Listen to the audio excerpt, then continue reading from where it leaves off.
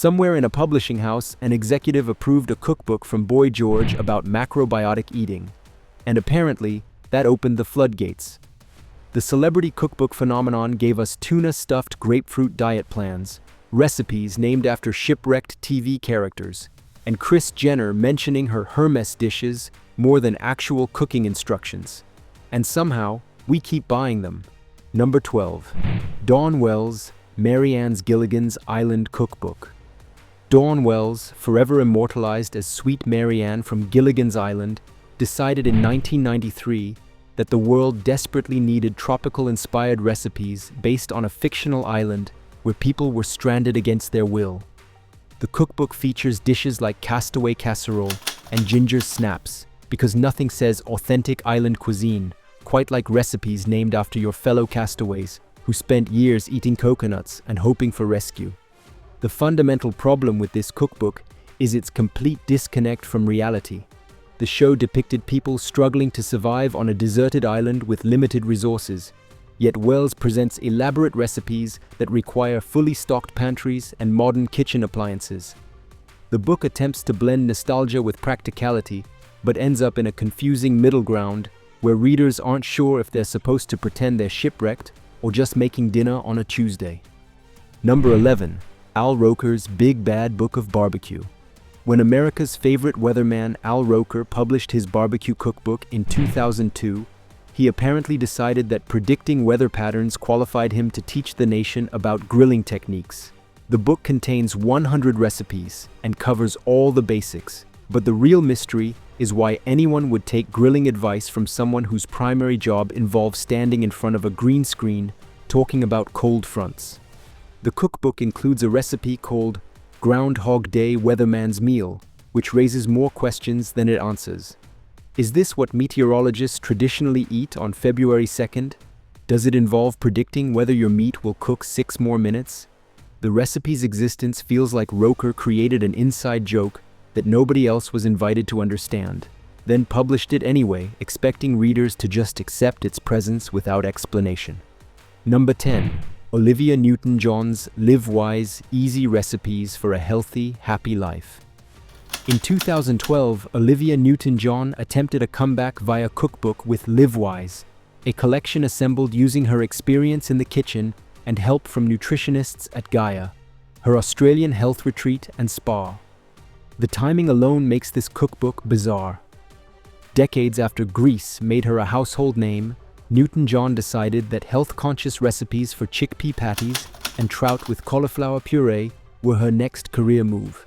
The recipes read like someone attended a wellness retreat, took extensive notes, then decided the world needed these dishes in book form without considering whether anyone actually wanted them.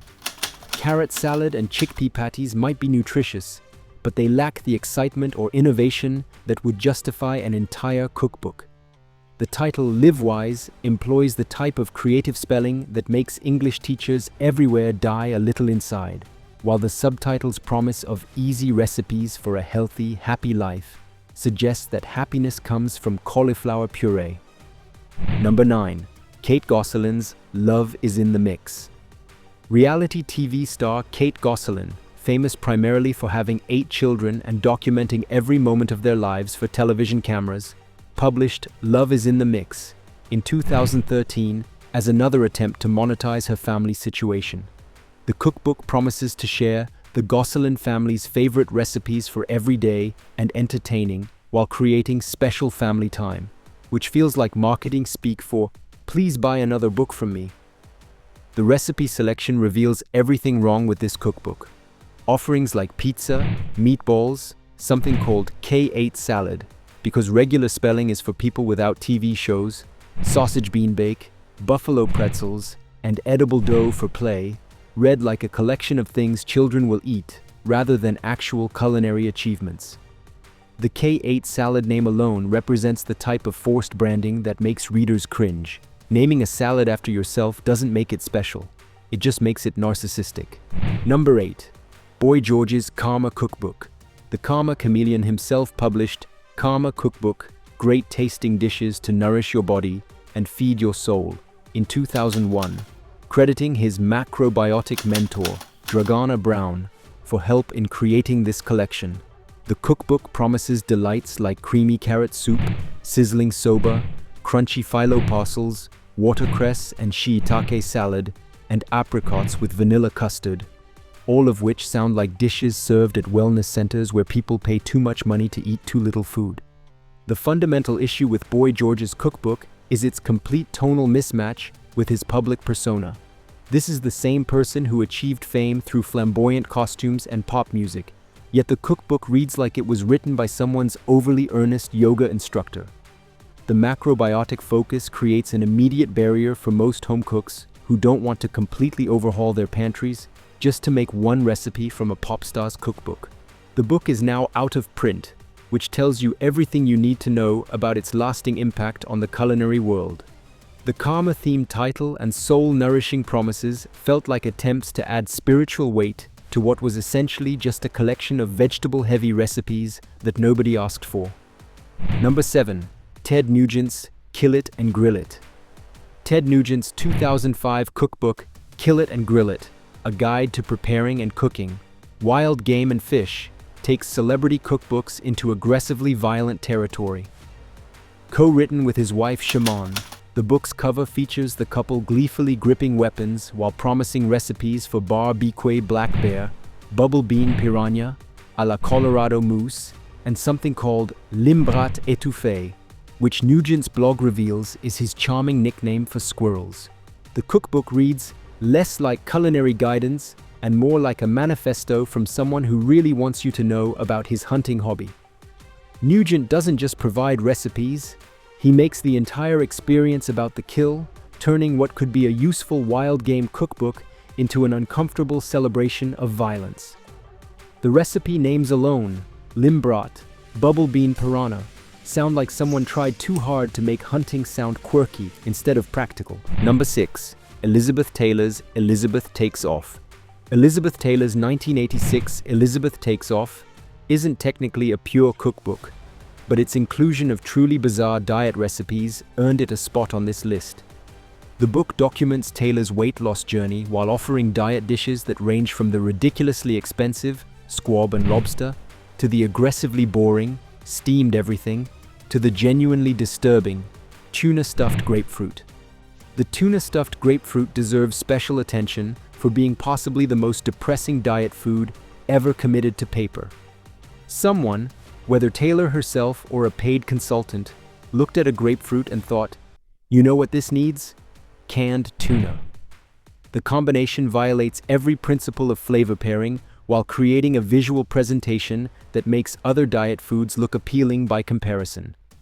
It's the type of recipe that makes readers grateful they weren't Hollywood stars in the 1980s. The Internet Archive offers the book for free 1-hour borrows, which is approximately 59 minutes longer than most people need to realize they shouldn't be taking diet advice from it. Number 5. Jeff Foxworthy's The Redneck Grill. Comedian Jeff Foxworthy's 2005 cookbook carries the subtitle, The Most Fun You Can Have with Fire, Charcoal, and a Dead Animal, which immediately tells you everything about its approach to cuisine. The collection offers recipes like beer can chicken and wild turkey fingers, dishes designed for people whose primary cooking technique involves meat and heat. Foxworthy positions this as redneck cuisine, turning regional stereotypes into an entire cookbook marketing strategy. The fundamental problem with The Redneck Grill is that it tries too hard to be folksy while actually containing relatively conventional barbecue recipes. The aggressively casual title and subtitle suggest irreverent cooking instructions, but the actual recipes are standard grilling fare with funny names attached. Sizzling red onions and maple-grilled pound cake aren't revolutionary techniques. They're basic preparations dressed up with redneck branding to match Foxworthy's comedy persona. Number 4. Amy Sedaris's I Like You, Hospitality Under the Influence. Amy Sedaris's 2008 cookbook approaches entertaining with the same chaotic energy that characterized her comedy career.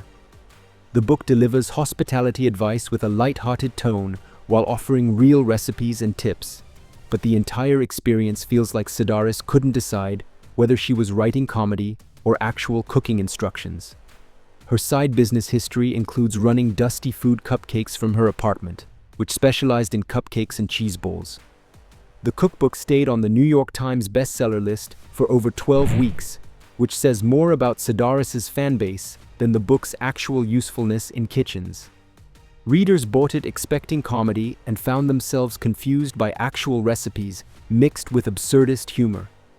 The result feels like dinner party planning written by someone having a breakdown, which may have been the point, but doesn't necessarily translate to helpful, entertaining advice. Number 3. The Graziano Sisters. How to Use a Meat Cleaver. Secrets and Recipes from a Mob Family's Kitchen. The Mob Wives Cookbook comes from Renee, Lana, and Jennifer Graziano, who decided their connection to VH1's reality show about mafia wives qualified them to teach America about Italian-American cooking and weapon handling. The title alone raises immediate concerns about what exactly these secrets involve and whether anyone should learn meat cleaver techniques from reality TV stars. To be fair, Lana does have actual food credentials as a restaurateur, and the recipes include legitimate Italian-American standards like chicken cutlet parmesan, veal osso buco, Sicilian rice balls, and Italian wedding soup. But the aggressive marketing around meat cleavers and mob connections transforms what could be a straightforward Italian cookbook into something that feels like it's trying too hard to maintain the reality show's dramatic energy. The chopped meat stuffed peppers recipe deserves special skepticism, particularly given the book's obsession with meat cleavers and mob connections. Readers expressed concern about the meat's provenance and who was wielding the chopper, which suggests the marketing strategy successfully created anxiety rather than appetite. The hardcover costs $30.88, while the Kindle version is just $5.99, which tells you exactly how much people value the physical presence of a mob-themed cookbook in their homes. Number 2. 2 Chainz's #Mealtime. When rapper 2 Chainz dropped the deluxe edition of his 2013 album Boats 2 #MeTime, he threw in a cookbook called #Mealtime, because nothing says peak 2010s marketing like hashtags, trap beats, and truffle butter recipes. The book features 14 recipes with a warning from Universal Music Group, stating they take no responsibility for cooking outcomes, which is basically a publisher admitting they published something potentially dangerous. The introduction claims these recipes were designed for tour bus cooking, which immediately raises questions about available equipment and food safety standards. What makes this cookbook spectacularly ridiculous are instructions like, "Put on your Versace apron," listed as the first step for making teriyaki salmon. This perfectly encapsulates everything absurd about celebrity cookbooks. Someone who can afford Versace aprons telling regular people how to cook affordable meals, while simultaneously flaunting wealth. Number 1. Kris Jenner's In the Kitchen with Kris. The most ridiculous celebrity cookbook honor goes to Kris Jenner's 2014 In the Kitchen with Kris, a collection of Kardashian-Jenner family favorites. Because apparently normal spelling doesn't apply when you're America's favorite momager.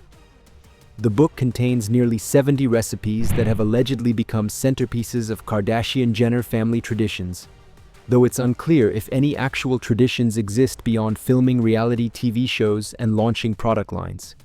The Amazon review section tells the real story.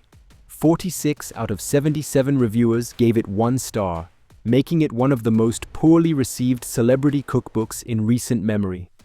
Reviewers described it as out of touch, more humble bragging than cooking, and what happens when someone mistakes having a TV show for having cooking skills. The most telling detail is that this cookbook was published in October 2014, during peak Kardashian cultural saturation, yet still managed to receive overwhelmingly negative reviews. Even fans who usually defended the family couldn't justify this particular cash grab. Which of these ridiculous celebrity cookbooks shocked you the most? Share your thoughts in the comments below, and remember to subscribe for more evidence that fame and fortune don't automatically translate to useful life skills, especially in the kitchen.